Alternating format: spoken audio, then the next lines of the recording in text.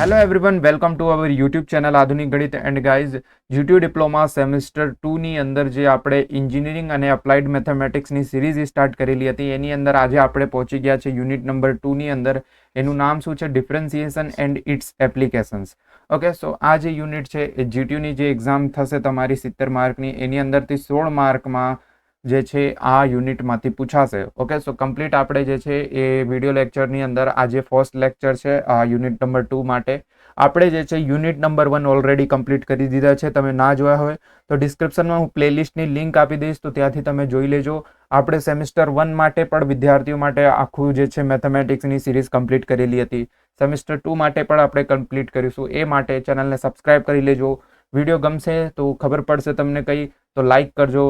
અને સાથે સાથે જે diploma to degree common interest test આપવાના છે એના માટે પણ આ વિડીયો હેલ્પફુલ થશે, કેમ કે GTUની જે DD સેટની જે એક્ઝામ છે એની સિલેબસની અંદર આ યુનિટ આપેલું છે. અને જેટલું પણ હું તમને શીખવાડવા જઈ રહ્યા છું એ બધું DD સેટની એક્ઝામમાં પણ આવી શકે છે, આવશે. અને જે GTUની જે સેમિસ્ટર 2ની એક્ઝામ થશે એમાં પણ આવશે. તો ખાસ ધ્યાન આપજો. સાથે સાથે વોટ્સઅપ ગ્રુપ છે એમાં પણ ના જોડાયો તો જોડાઈ જજો. તો ચાલો સ્ટાર્ટ કરીએ. તો ગાઈસ સૌથી પહેલાં આપણે જે છે ડાયરેક્ટ ફોર્મ્યુલા જોઈ લઈશું, ફોર્મ્યુલા ઓફ ડેરિવેટિવ્સ. તો આપણે ડેરિવેટિવ કરવાનું રહેશે. સો આ જે ડિફરન્સિએશન જે યુનિટ છે એની અંદર બધામાં તમને ડેરિવેટિવ્સ કરવાનું રહેશે. ફર્સ્ટ જે ફોર્મ્યુલા હોય છે એનાથી આપણે સ્ટાર્ટ કરીએ. તો ફર્સ્ટ ફોર્મ્યુલા શું હોય છે કે d/dx હોય છે. d/dx એક સિમ્બોલ છે, એટલે આપણે શું કરી રહ્યા છે? ડેરિવેટિવ કરી રહ્યા છે. કોના રિસ્પેક્ટમાં? એક્સના રિસ્પેક્ટમાં આપણે શું કરી રહ્યા છે? ડેરિવેટિવ કરી રહ્યા છે. એવું તમને માનવાનું રહેશે. માનવાનું નહીં, આમાં એવું જ હોય છે કે d/dx એટલે ડેરિવેટિવ કરવાનું છે. કોના અંડરમાં? એક્સને અંડરમાં. અને તમને આવું આપેલું હોય કે કોઈ પણ વેલ્યુ આપેલું, જેમ કે x⁻n આપેલું હોય, એટલે એક્સની ઘાત શું આપેલી છે? n આપેલી છે. તો એના આપણને શું કરવાનું છે? ડિફરન્સિએશન કરવાનું છે. અને ગુજરાતીમાં આપણે કહીએ તો વિકલન કહેવાય છે. ઓકે, સો એના ડિફરન્સિએશન આપણે કરીએ તો શું થશે? આના એક ફોર્મ્યુલા છે, એમાં શું થશે કે n જે છે એ આગળ આવી જશે અને ઇન્ટુમાં x અને રેસ્ટુમાં શું થઈ જશે? n-1. જે બી n આપેલું હોય એનું એક -1 થઈ જશે. તો કઈ રીતના? તો તમને એક્ઝામ્પલ તમને હું બતાવું તો તમને વધારે ક્લિયર થશે.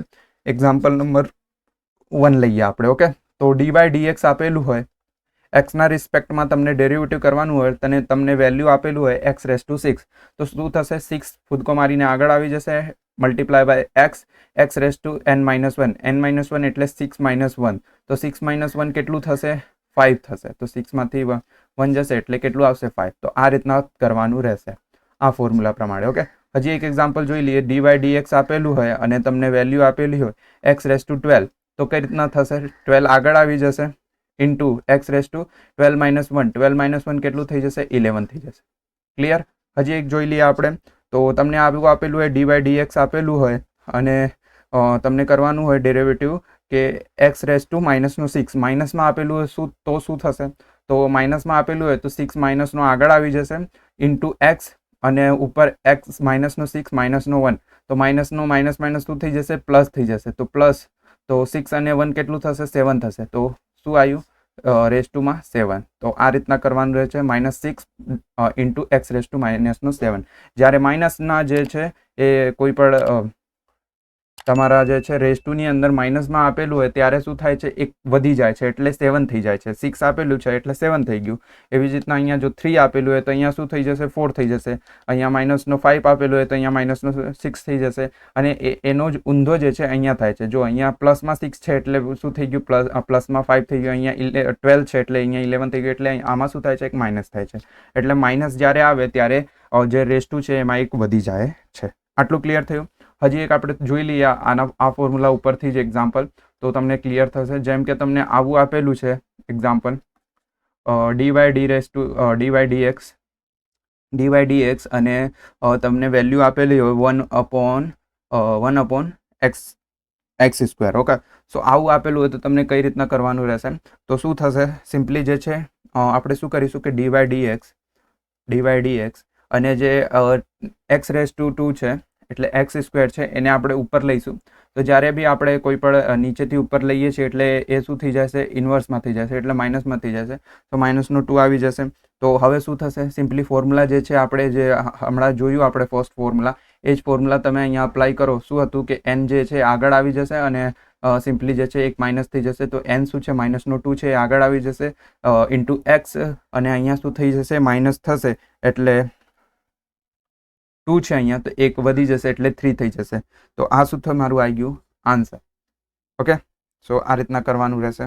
ઓકે, હવે આપણે જે છે ગાઈઝ સેકન્ડ એક ફોર્મ્યુલા જોઈ લઈએ. ઓકે, તો આપણે અહીંયા જ જોઈ લઈએ, અહીંયા જગ્યા છે આપણી પાસે. ઓકે, સો જે બી ફોર્મ્યુલાસ છે એ હું રેડ પેનથી લખી રહ્યા છું, અને જે બી તમારા જે એક્ઝામ્પલ છે એને બ્લુ પેનથી લખી રહ્યા છું, એટલે તમને એક્ઝામની ટાઈમે જે છે એ તમે લખી શકો, એટલે ફોર્મ્યુલાસ તમને યાદ હોવું જોઈએ. કારણ કે આ જે યુનિટ હોય છે એની અંદર ઘણા બધા વિદ્યાર્થીઓ ફોર્મ્યુલાઝમાં મિસ્ટેક કરે છે, એટલે ફોર્મ્યુલા તમને ખબર હોવું જોઈએ. તો dy/dx આપેલું હોય અને એના તમને જે છે ધારી લો 1/x આપેલું, તો તમે કઈ રીતના કરશો? ચલો હવે મને કહો તો કઈ રીતના કરીશું? તો સિમ્પલી આ જ ફોર્મ્યુલાનો આપણે અપ્લાય કરીશું. આ ફોર્મ્યુલામાંથી જ બધા ફોર્મ્યુલા આવ્યા છે, તો શું થશે dy/dx અને જે x છે એ ઉપર આવી જશે, તો ઉપર આવશે એટલે -1 થઈ જશે, એટલે x ઇન્વર્સ થઈ જશે. તો સિમ્પલી એ જ ફોર્મ્યુલાનો આપણે અપ્લાય કરીશું, તો -1 આગળ આવી જશે, તો -1 આગળ આવી ગયું ડોટ x, અને એના એક માઇનસ થશે એટલે 2 થઈ જશે, -2. ઓકે, સો હવે એને એક સ્ટેપ હજી આપણે આગળ કરી દઈશું, તો શું થશે કે આ જે -2 છે એને આપણે ડિનોમિનેટરમાં નાખીએ તો શું થઈ જશે? પ્લસનો થઈ જશે. તો x⁻², -1/x⁻². તો ગાઈઝ આ જે છે એ ફોર્મ્યુલા તમને યાદ રાખવાનું છે. કઈ રીતના? તો જુઓ, જ્યારે પણ તમને 1/x આપેલું હોય, તો ત્યારે તમને ડાયરેક્ટ જ આ ફોર્મ્યુલાનો યુઝ કરી લેવાનું રહેશે, 1/x².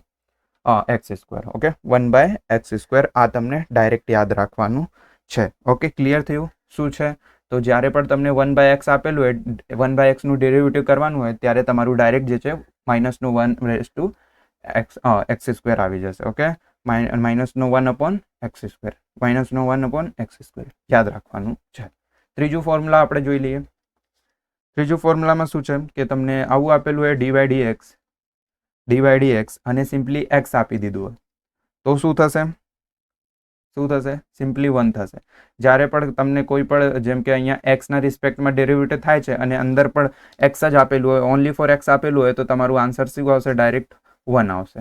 તો એ પણ તમને યાદ રાખવાનું છે. હું અહીંયા જે છે એ હાઇલાઇટ કરી દઉં છું, જેથી તમને ક્લિયર હોય.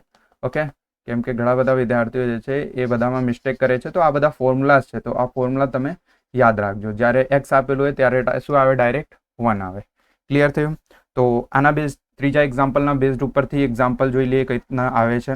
જેમ કે તમને dy/dx આપેલું હોય અને ધારી લો 7x આપેલું હોય, તો 7x આપેલું હશે તો તમને કઈ રીતના સોલ્વ કરવાનું રહેશે? તો ત્રીજા ફોર્મ્યુલાનો યુઝ કરીને કરવાનું રહેશે. એટલે શું થશે કે જે કોન્સ્ટન્ટ વેલ્યુ છે, એટલે 7 જે છે એ શું છે? કોન્સ્ટન્ટ છે. તો 7 શું થઈ જશે? એ આગળ આવી જશે, એટલે હું અહીંયા કરું છું, તો 7 આગળ આવી જશે અને dy/dx થઈ જશે, અને x અહીંયા સિમ્પલી વચી જશે, એટલે આટલાના જે છે એ આન્સર શું થઈ જશે? 1 થઈ જશે. એટલે અહીંયા શું આવી જશે કે 7 × 1. ઓકે, સો 7 × 1 = 7. એટલે જ્યારે પણ તમને x આપેલું હોય, તો સિમ્પલી જે છે એ જે કોન્સ્ટન્ટ વેલ્યુ છે એ તમારું આન્સર થશે. ક્લિયર? આટલું ક્લિયર થયું? ઓકે, સો હવે આપણે ફોર્થ ફોર્મ્યુલા જોઈ લઈએ. ઓકે, તો 3 ફોર્મ્યુલા જોયા, હવે અહીંયા ફોર્થ ફોર્મ્યુલા જોઈ લઈએ. ઓકે, તો હું અહીંયા બતાવી દઉં છું તમને. તો ફોર્થ ફોર્મ્યુલા શું છે કે તમને આવું આપેલું હોય dy/dx અને કોઈ પણ કોન્સ્ટન્ટ વેલ્યુ આપેલું હોય, તો જ્યારે પણ તમને ડેરિવેટિવ કરવાનું હોય કોન્સ્ટન્ટ વેલ્યુના, તો એના આન્સર ડાયરેક્ટ તમને શું લખી દેવાનું? 0.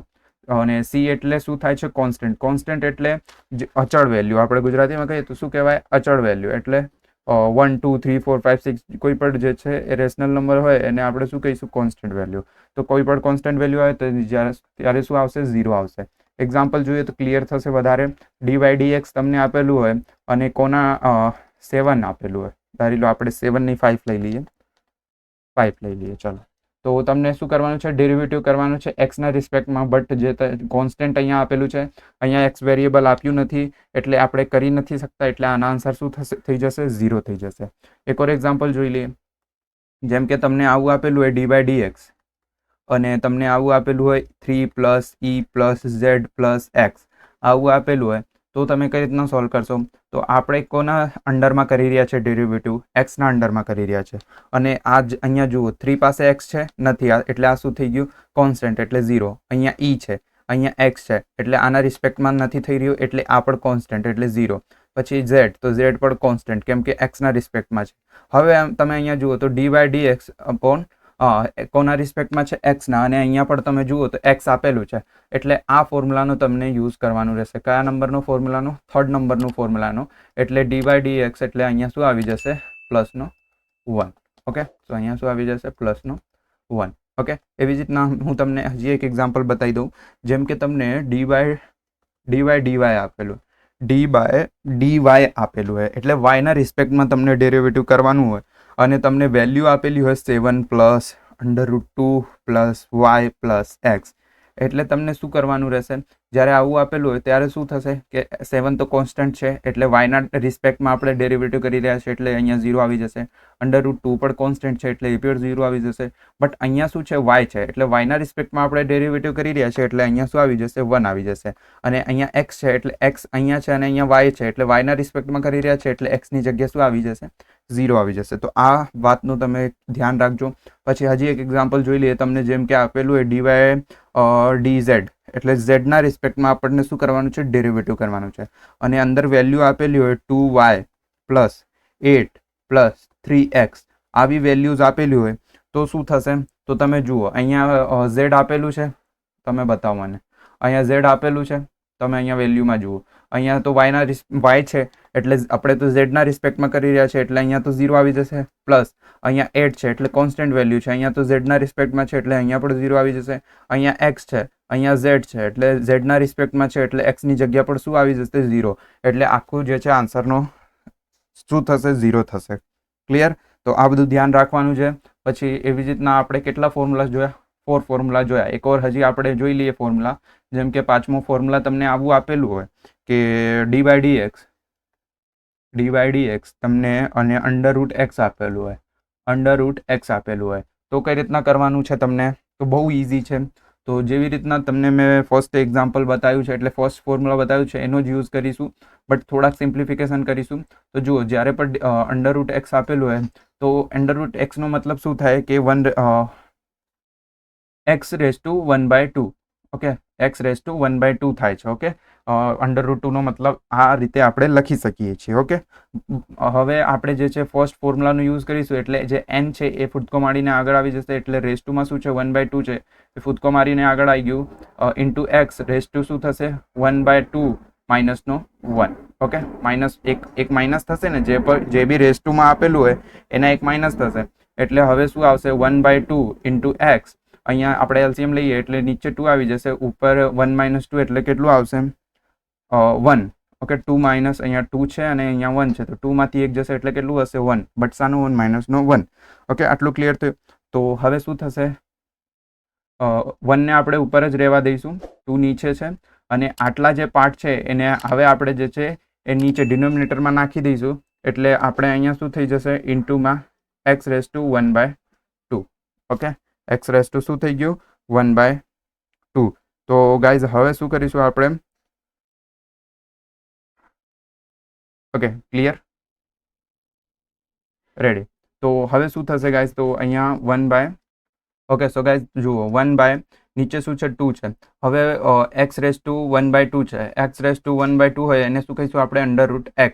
એટલે √x.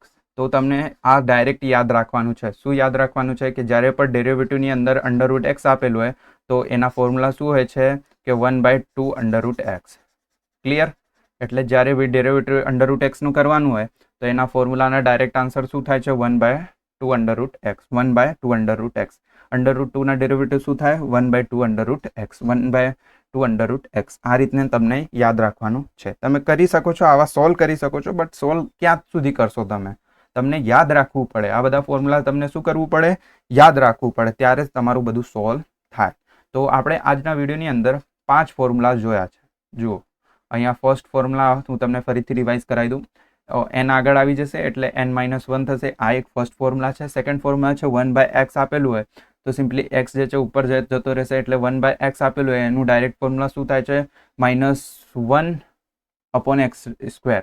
પછી ત્રીજું છે જ્યારે એક્સ આપેલું હોય ત્યારે ડાયરેક્ટ 1 થાય છે. ચોથું ફોર્મ્યુલા છે કે કોઈ પણ કોન્સ્ટન્ટ વેલ્યુ આપેલું હોય ડાયરેક્ટ 0 થાય છે. પાંચમો ફોર્મ્યુલા શું છે, અંડરરૂટ એક્સ આપેલું હોય તો એના આન્સર શું થાય છે, 1/2 અંડરરૂટ એક્સ. ઓકે, સો 5 ફોર્મ્યુલાઝ આપણે જોયા છે.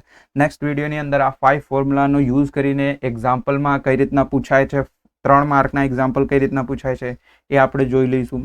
સો આઈ હોપ તમને ક્લિયર થયું હશે. તમારા બધા ફ્રેન્ડ સુધી શેર કરજો, વોટ્સઅપમાં જોડાઈ જજો. કંઈ ના ખબર પડ્યા હોય તો કમેન્ટ કરજો, કમેન્ટ સેક્શન ઓપન છે તમારા માટે. સો હવે મને રજા આપો, મળીએ સેકન્ડ લેક્ચરની અંદર. So bye bye.